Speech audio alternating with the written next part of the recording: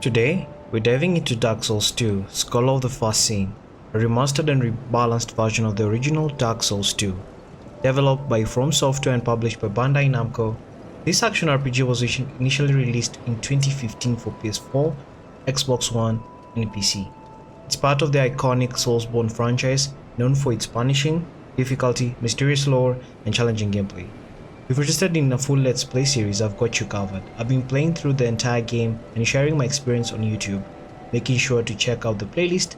Links will be in the description below and also on the end screen of this video. Trust me, it's worth a watch. Dark Souls 2 Scholar of the First Sin is a third-person action RPG that builds on the foundation of the first Dark Souls game. It throws players into a dark, mysterious world filled with dangerous enemies, intricate environments, and deep lore. The gameplay focuses heavily on combat, exploration, and trial by fire learning, where every death is a lesson. You'll dodge, block, parry, and strike your way through relentless foes, gradually uncovering the secrets of the world of Drangleic. What drew me to Dark Souls 2 was its reputation.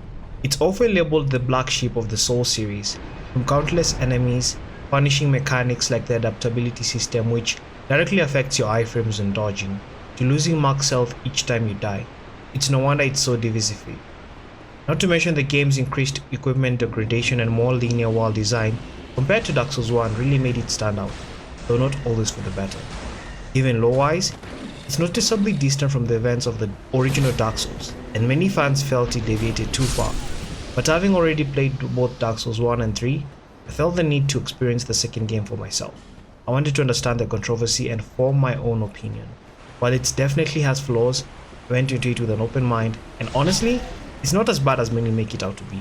And throughout this review, I'll be giving my honest, unique take on what makes this game frustrating, but also fascinating.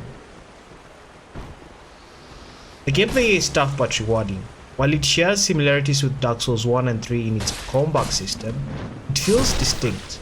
You've got different weapons types with unique movesets, stamina management, dodging that's influenced by agility and weight, and of course parrying and guard breaks. Healing is handled through both Estus flasks and life gems, offering a bit more flexibility. Exploration is decent, though the world is slightly more linear than its predecessor. The enemy AI is super aggressive, chasing you farther than you'd expect. This keeps you constantly on edge. PvP is also a staple, with invasions, arena duels, and someone playing a large role.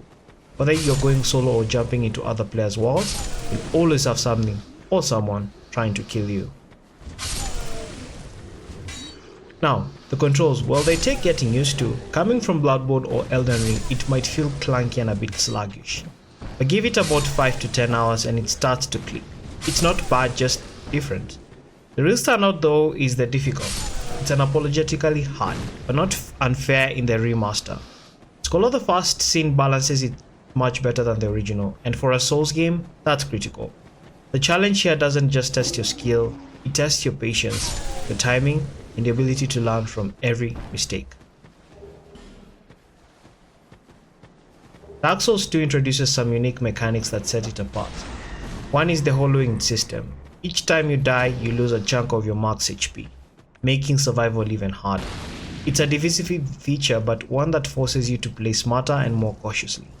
Another big change is the adaptability stats. In order to dodge effectively and gain more iframes, you must level up adaptability. It's an unusual and somewhat controversial mechanic, but it encourages a different approach to character building than other Souls games. The story of Dark Souls 2 is a cryptic and fragmented and you'd expect from a software title. The players are cast undead in the kingdom of Drangleic, searching for a cure to your hollowing. Along the way, you'll encounter strange NPCs, faded monarchs, and remnants of forgotten civilizations. The characters are often melancholic, mysterious, and offer pieces of lore that hint at the larger narrative. The plot centers around the cyclical nature of kingdoms rising and falling. As the bearer of the curse, you're tasked with collecting powerful souls and uncovering the truth behind Drangleic's downfall. Ultimately, your journey leads you to a choice: continue the cycle or walk away from it entirely. It's a story about decay, identity, and fate, told through quiet dialogue and environmental storytelling, which I find it very unique. Character development is subtle but present. Many NPCs have their own arcs, often tied to strategy or obsession. Your own character grows not through cutscenes but through your action, choices, and resilience. The more you play, the more you feel your journey evolve from hopeless wandering to purposeful mastery. The Dark Souls 2 taught me more about patience and perseverance than any other game in the series. There were times I genuinely thought about quitting, especially during the early stages, where I just kept dying over and over again, but I had to remind myself, this is a Souls game. It's not meant to be easy, the struggle is part of the journey. The game forced me to slow down, think critically, and be creative in how I approached fights. Bosses pushed me to my limits, but they also helped me grow, not just as a player but as a person. That kind of emotional impact is rare, and it's why I respect Dark Souls 2 flaws and all. For an 11-year-old game, Scholar of the First Sin holds up remarkably well visually. The re-release gave it a much needed graphical boost, and you can really see the improvements. Textures are sharper, lighting is more dynamic, and overall it just looks cleaner.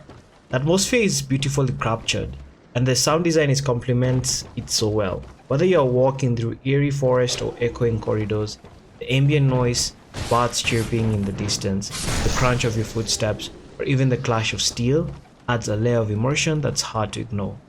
Mage abilities also come with their own distinct sound effects. Casting hexes or lightning spells feels powerful and impactful. The environment sounds blend naturally with the tone of each area, really bringing Drangleic to life in its own melancholic way.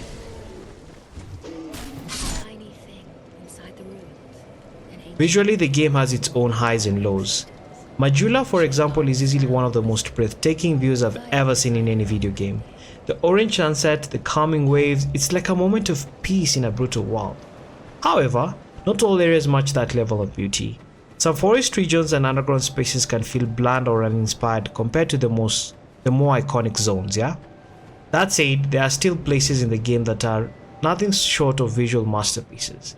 And when the art direction hits, it really hits. The music in Dark Souls 2 is subtle but effective. Most areas don't have a soundtrack, which helps emphasize the feeling of isolation. But when boss fight kicks in, the orchestral scores rise dramatically, heightening the tension and making the battles feel epic and personal. Sound effects are crisp and purposeful. From the weight of your armor to the echo of a giant's footsteps, voice acting is minimal but haunting, fitting the tone perfectly. Each NPC you encounter feels distinct. Their weary voices add depth to the world's rumbling state.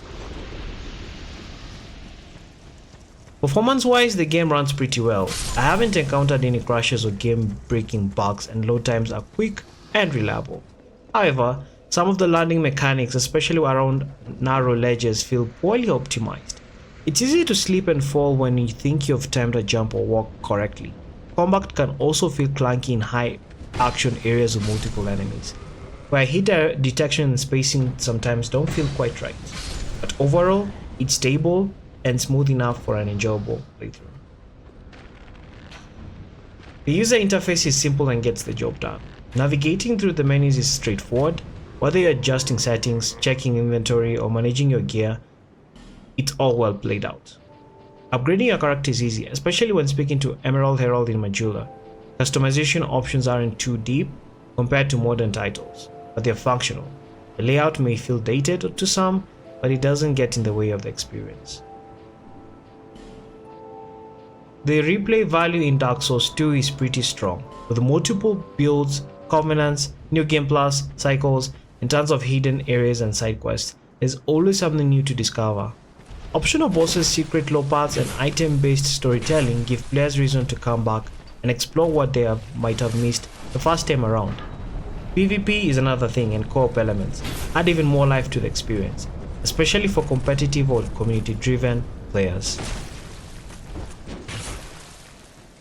Is it worth the price? Absolutely. At just $20 on PlayStation, Xbox, and Steam, Scholar of the First Sin offers a complete, content-rich Souls experience. For that price, you're getting dozens of hours of gameplay, intense challenges, and a game that, despite its criticisms, is still up as a core part of the Souls legacy. Some of the pros of the games are: challenging and rewarding gameplay that pushes you to grow, beautifully reworked visuals in the re-release, especially standout locations like Majula, rich enemy variety and strong boss fights, deep RPG elements, and replayability. Teaches patience, creativity, and endurance, at least for me. For the cons, it was clunky and sometimes unresponsive controls. Although system and adaptability start can feel punishing, equipment degradation feels excessive, lore feels loosely connected to Dark Souls 1, which may put off long-time fans. Some environments lack visual polish. It was a great run. I generally enjoyed the challenge. Even when I wanted to throw my controller across the room, the lore, while not as deep as Dark Souls 1, still had its moments of intrigue, and the melancholic tone really grew on me. What stood out the most was how the game forced me to change, not just as a gamer, but as a person. It pushed me to be patient, to stay committed, and to find joy in the small victories, whether it was beating a tough boss or just making it through a dangerous area. I felt like I had learned every step of the progress. My most memorable moments has to be the time I kept dying over and over and over again at the Cardinal Tower. Trust me, the enemies there just wouldn't let up. And don't even get me started on the Pursuer. I probably died more than 20 times, but honestly, that brutal experience taught me how to truly play the game. I started paying attention to the enemy placements, learning patterns, and figuring out the best way to tackle each threat. That was the moment the game clicked for me. So, final thoughts. Dark Souls 2's Call of the First Sin is not perfect, but it's far from the disaster some fans make it out to be. It's got real flaws, clunky mechanics, and strange design choices with adaptability and the lore disconnect from Dark Souls 1.